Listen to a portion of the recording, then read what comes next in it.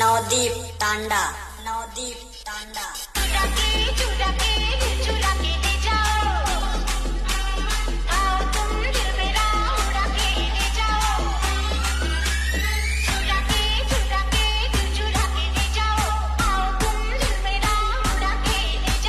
क्या फर्क पड़ता है कौन चल रहा है, दिख के काम और मार्केट में नाम दबा के चल रहा है।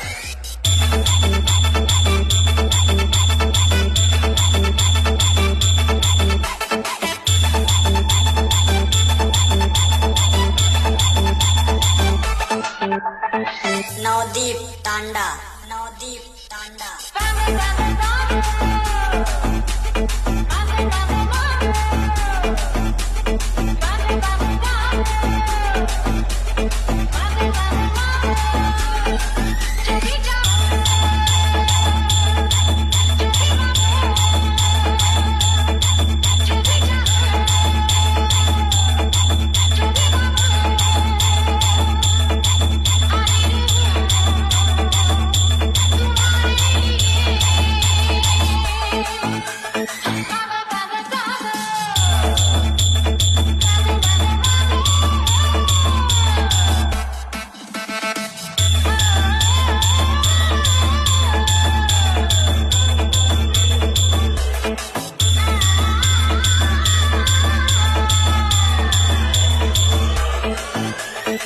नवदीप तांडा।